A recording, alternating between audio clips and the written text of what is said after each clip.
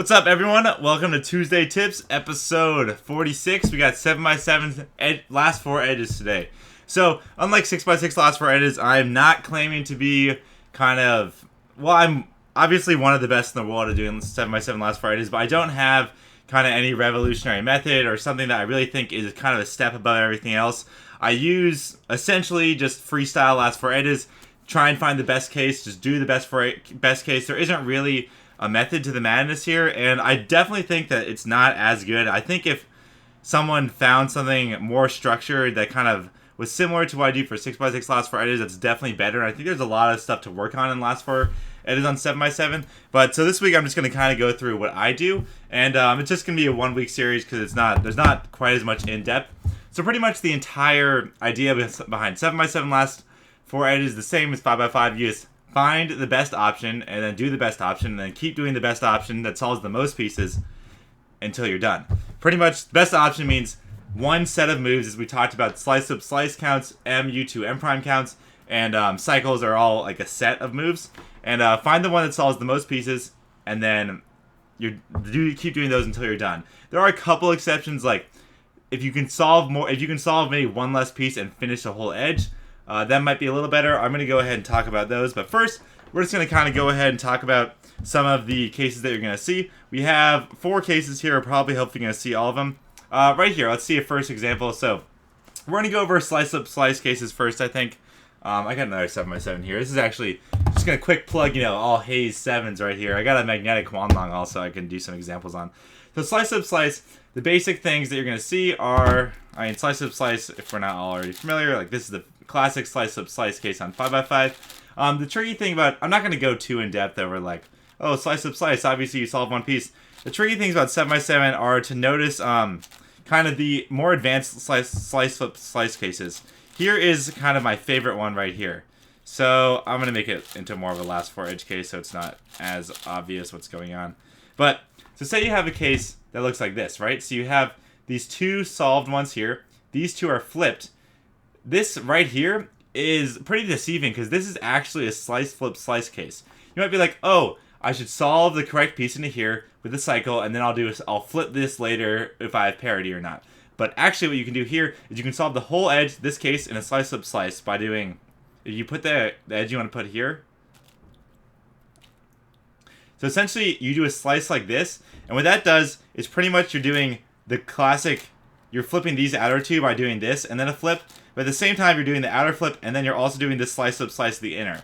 So this kind of exemplifies the whole cancellation of slice up slice on 7x7, and really any cube bigger than that, but we're just talking about 7x7. Because on a 5x5, you can only do a slice of the middle. Essentially, you can do a slice of the middle or just one of the wings. That's your only options. But on 7x7, you can do the outers, you can do the middles. You can do the outers, you could do like both outers. You could do both outers and both middles. Or you can do like one outer and both middles like this.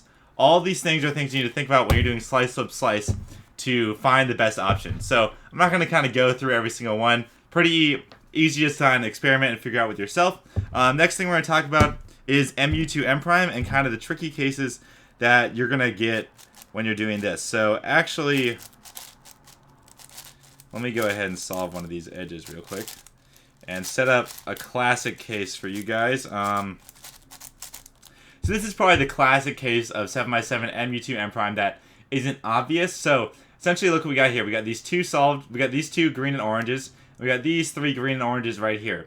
So you might be like, oh, I recognize this from 5x5. Let's put these outer ones here and do MU2 M prime and solve. That works. And then you could do another one to do it. You could do another one like that. Or just kind of just like thinking through and like, oh, you can cancel them with 7x7. You have M. You can do M's in the sense that anything on 7x7 that's an M normally, if you just do it, as long as it's mirrored on the cube, like notice it's red, green, red, green, red, you can do the MU2 M prime like this, and we'll do these 2 pieces. So this comes in extra handy when you don't need the whole edge to be solved, but you kind of got things like, I don't know, like, say you got something like this. Now, let's say you got something like this. Okay, so you got 4 pieces, you got these 2, and you got these 2, and with an MU2 M prime, you can solve 2 pieces. That's pretty good, especially because this is going to set up for a cycle. So stuff like that is just what you kind of got to look out for There's no like, there's pretty much no other trick. Either for 7x7 you do M like this, you do M like this, or you do M like this. And those are the three options. On bigger cubes, obviously, there's more options. But yeah. And then cycles, we talked about a lot of smart cycles essentially, but I'll kind of just give you an example of how much options there are for smart cycles on a big cube. So,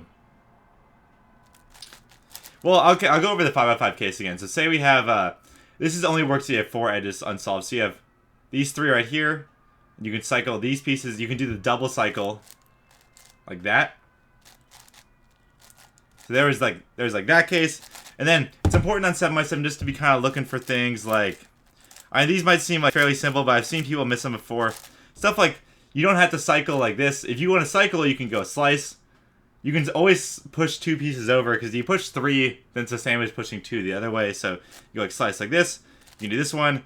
You can go like, you can do the top 2, you can do the bottom 2, you can do something like that, or like that. Like, the cycles are always available, so it's just important to know what you're putting back, what cycles you're using. So, I'm trying to think if there's anything else. Okay, so then, that's kind of the 3 main things you're using to solve your pieces on 7x7. And then, pretty much what you always want to do is you always just want to pick the one that solves the most pieces. Again, slice-up slicing, if you're solving a flip piece, that still counts.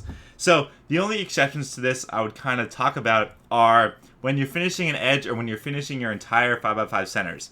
So, I'll go over when you're finishing a whole edge first. Say you got, okay, so we got this. Ooh, yikes, this cube has not been broken in. So say we had something like this, right? And now we have these 4 pieces done, and we might be able to find something else in the cube that's going to solve more than one piece, but in this situation, there's nothing clearly obvious in the rest of the cube. And maybe if the more advanced you get, you can be looking for more stuff. But again, on 5x5 and 6x6, I mentioned this. In this case, I just go ahead, I just solve this edge. Just make sure, don't do it with a slice-up slice. Make sure you're still picking the best option. Do it with a cycle. And then look, oh, what's going to come back? Okay, we're going to do this cycle like this, and that way we can set up this other cycle here. Anyways, so there's just like, if you're 4 pieces on, you could go ahead and finish an edge. I wouldn't recommend like being 3 pieces and then just only like tunnel visioning on that edge. The other thing I'll talk about is say you have this 4 edges done, right? Okay, so say you have, say you're in a case like this, and now you have your top 2 edges, your 3 middle pieces are solved. So now notice how these look like 5x5 edges, and you may be tempted, there's a couple things you can do here. You may be tempted to, in this case, there's actually a lot of things you can do here. You may be tempted to solve these top 2 edges and then force a case you might know on the last 2 edges. I don't know how feasible this is. That's essentially what I do on 6x6. I'm not very good at doing the last 2 edges in influencing them, so I don't do this. You can finish these off. You can just kind of generally pair for more edges, like right here. Like this is the clear option, anyways. But or in general, if you see that you have parity, in this case we don't have parity, but if you see like these 2 are solved already, right? And you see right here that you already have parity, you can just go ahead and finish your 5x5 essentially you're now solving 5x5 edges twice. You solve your middle, you finish up your middle ones. And now you have 5x5 edges again. I'd only recommend doing this if this is just kind of in the flow. You already have 2 edges done, and then, oh, look, I have this in a pretty easy to set up case. If I had parity, you can just go ahead and do the alg. And that kind of brings us to the last thing I want to talk about on 7x7 is your last 2 edges on 7x7, which is kind of important because, let me set up a case. So this is going to end the definitive. This is kind of what I do. That is what I do. It'll be more understandable when I do walkthrough solves, which are going to start next week with 5x5. But this is kind of more in the speculative zone now. So last 2 edges on 7x7. This is something that I've started thinking about a little bit recently. Just kind of not really going for it, but just kind of being like, I wonder what's going to happen. Guessing is knowing when you have double parity or not. So for 6x6, it's pretty obvious. You only get 1 parity, 1 edge pairing parity, 5x5 edge pairing parity or not. For 7x7, because it's essentially 2 sets of 5x5 edges, you can get 2 parities. And the key here is, say you have this case like right here. This is a classic case that I would recognize. The thing is, there aren't many of these cases that I'd recognize.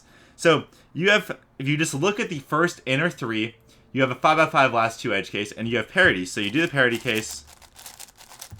All right, you finish that, and man, now you have parity again. That's really unfortunate. So you do that case again, but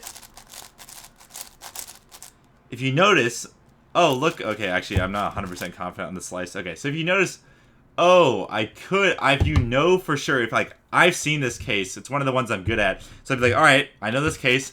I'm just gonna do the inner slice parity and solve it directly. So whenever you have double parity, if you do the parity alg that you have, if you know you have double parity, so this isn't like, what I'm talking about is not just going straight up and trying to learn all your, I messed it up.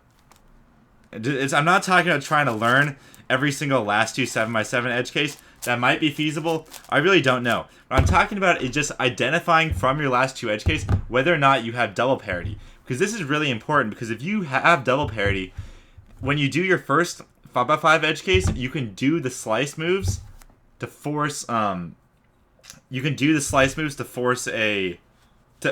only do parity once. You do slice parity, and then you get a regular 5x5 last two edge case without parity, which is really fast. I actually didn't mention this, but for 7x7 last two edges, I pretty much just solve inners and outers. There's a little, like, you just solve the inner three, solve your first set of 5x5 edges, and then you solve your second set of 5x5 edges. Nothing too tricky about this, except for, like, oh, in this case, I'd make sure I'd preserve this, so I do a wide here. If this wasn't together, you could do a slice here to do a slice, or you do a wide. In this case, the biggest thing for last two edges is trying to guess whether or not you had double parity.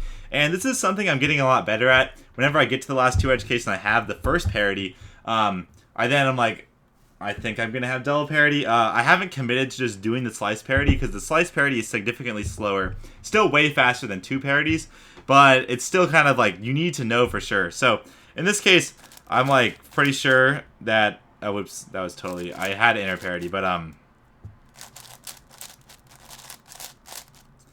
so like in this case, I'm pretty sure I have, like, this is kind of a deceiving case. I think I knew. This case right here, it kind of looks like, oh, this is flipped, because you want one of the 2x1s paired and one of them not paired for a slice.